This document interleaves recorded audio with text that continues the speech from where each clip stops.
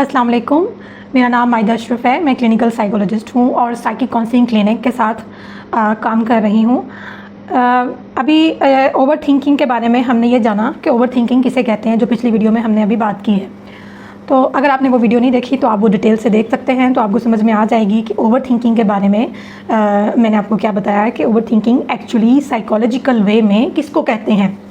अब अगले सवालात जो बहुत से लोग जो हैं उसके बारे में सवाल करते हैं कि ओवर थिंकिंग यानी बहुत ज़्यादा सोचना क्या एक जहनी बीमारी है। तो मैं ये कहूँगी कि एक हद तक आप कह सकते हैं। अगर जहनी बीमारी आपको आपके कामकाज से हटा रही है, या फिर आपको बिस्तर से नहीं उठा रही, या फिर आपकी भूख या नींद डिस्टर्ब हो गई है, तो अगर ये चीज़ें डिस्टर्ब हैं तो ओवर थिंकिंग लाजमन आपको किसी जहनी अमराज की तरफ लेकर जा रही है, या फिर आप अभी भी किसी जहनी मर्ज़ में मुब्तला हैं, तो आप उसका जल्द से जल्द इलाज करवाएं, क्योंकि ओवर थिंकिंग उसकी जड़ें होती हैं, यानी रूट कॉज होती है वो। मैं आपको आगे एक सवाल है, मैं उसमें भी आपको इसका जवाब देती हूँ। ओवर थिंकिंग हम कब करते हैं?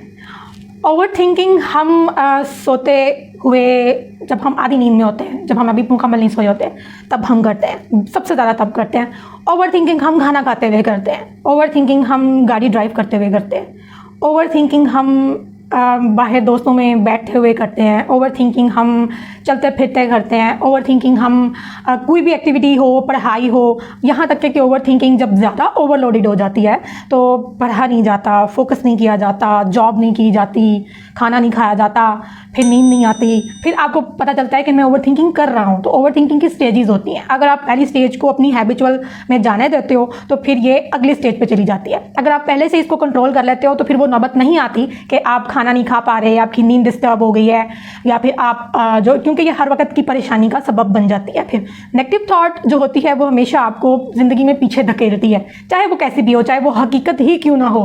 हकीकत ही क्यों ना हो कि ऐसा हो चुका है और ऐसा होने वाला है, या वो फलाना बंदा या फलानी चीज़ या मैं या कुछ गलत है या गलत हो जाएगा, वो आपकी एनर्जी हमेशा सोक करेगी। तो ओवर थिंकिंग कब हम करते हैं?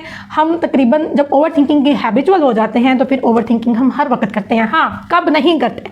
हम तब नहीं करते जब हम बहुत फोकस्ड होते हैं, या हम कहीं अपनी मर्जी की चीज़ कर रहे होते हैं, इंजॉय कर रहे होते हैं। हम वो चीज़ जो हमारे इंटरेस्ट की होती है उसमें थोड़ी देर के लिए हम रिलैक्स फील करते हैं, तो फिर हम ओवर थिंकिंग भूल जाते हैं। तो उस टाइम पे हमारा ब्रेक आ जाता है, तो हम ज़रा रिलैक्स हो जाते हैं। जैसे कोई वेकेशंस होती हैं, या फिर हम कोई टीवी ड्रामा देख रहे हैं, या फिर हम कोई अपनी मर्ज़ी का कोई महफिल अटेंड कर रहे हैं, या फिर हम अपनी मर्ज़ी के किसी इंसान से मिल रहे हैं, या फिर कोई ऐसी हॉबी जैसे क्रिकेट है, या आपकी स्पोर्ट्स है, या फिर आपकी कोई गेम्स हैं उसमें आप इन्वॉल्व होते हो, तो या कोई आप ऐसी बुक पढ़ते हो जो आपकी बहुत दिलचस्पी की है, तो उसमें आप ओवर थिंकिंग थोड़ी देर के लिए ब्रेक ले लेते हो, लेकिन फिर जैसे ही आप उससे निकलते हो आप फिर दोबारा से ओवर थिंकिंग का शिकार हो जाते हो।